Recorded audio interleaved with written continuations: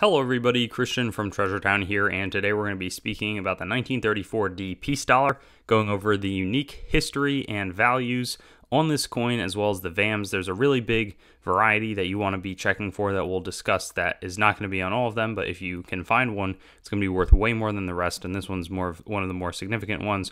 This video is sponsored by Whatnot, a live stream auctions and shopping app that I frequently sell coins and collectibles on. My link at the top of the description gives you $15 off your first order when you sign up through it, so definitely check that out. Plus, it's a great way to support my channel since any buy that you make with a new account gives me a nice bonus too. Hope to see you on some of those auctions. Let's get into the video. The general history, so 1934, you have to be aware that these coins were minted from 1921 to 1928 to fulfill the Pittman Act, where the United States is sending a bunch of silver over to Great Britain so that they can assure the value of their currency following World War I. That's why it's called a peace dollar, because the design was supposed to evoke peace. But in 1934 and 1935, silver price is really low, so the mint just starts buying a bunch. The United States buys a bunch of silver. They can coin it and then make a big profit in what's called seigniorage, where basically they're buying coins, say it's 60 cents of silver, then they can pay, there's some cost in striking the coins, but often they would literally pay people in silver dollars for their silver bullion, and it was just an astute move for the government. I mean, following the Great Depression, still sort of in it, was smart on their part, but the coins, complete a redesign of the coinage that started in 1907, with the St. Gaudens $20 coin. The Barber coins get redone, and then this is the last one switching over from the Morgan dollar, but this coin would have circulated a fair amount out in the West, which is where these coins were most accepted, though they didn't circulate a ton, and the mintages weren't huge either, but yeah, this coin was back. There had been 5 years where they weren't striking them. They had fulfilled that Pittman Act to Great Britain, and the specific act was the Silver Purchase Act. Said the Treasury was going to have to buy silver until either the price reaches $1.29 per ounce, or the ratio of the silver value to gold in the Treasury was 1 to 3. I'm not sure exactly which one was hit, but once that was, they sort of phased it out. There's not a ton of mint state coins compared to some of the other dates. But the Mint State 64 and below is not like super hard. It can get quite challenging at Mint State 65, but often these coins were not like super hoarded, and they weren't really, there wasn't a lot of attention paid to them.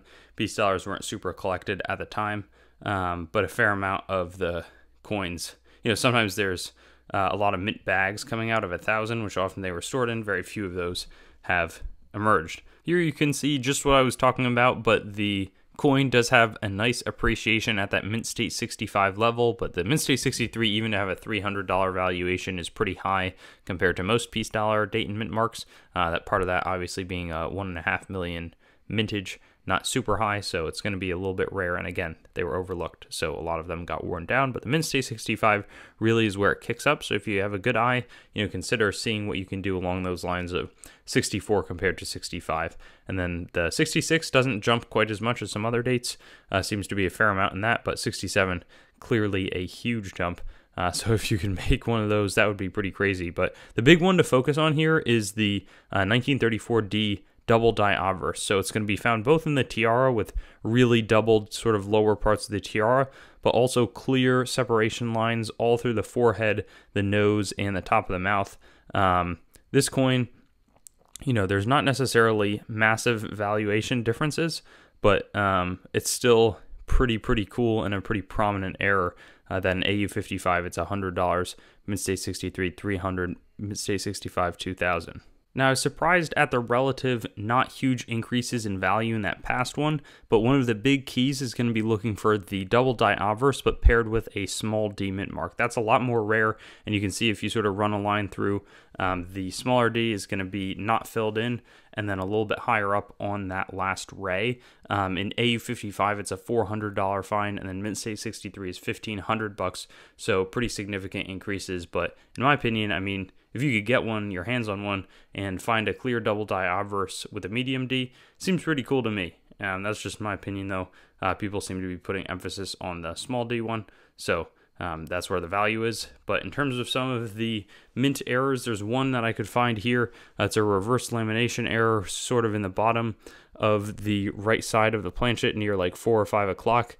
It's sort of flaked off. That means there was a planchet flaw, and just some of the metal sort of shifted off of the coin, caked off, and is no longer, sometimes it's sort of retained and it looks like you could peel it off almost, but not in this case. $155 for Mint State 63, but that was a little while ago, hence the lower valuation.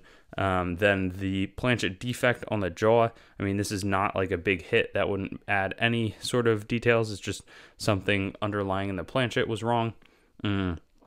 And then that pretty much brings us to the conclusion, just some minor mint errors here for this date and mint mark. But the big one to look for is going to be that doubling in the nose and the forehead, just because, and the tiara, and then figure out which mint mark it is. But I think it's a little silly that the one of them commands so much more when it doesn't mean a whole lot. I just think that doubling's cool because it's one of the really prominent ones. Thanks for watching the video, and don't forget to like, comment, and subscribe. Also, be sure to visit our website, treasuretown.com, to stay up to date on everything going on the channel and possibly get some great deals on coins and collectibles. We look forward to seeing you on our future videos, and best wishes until then.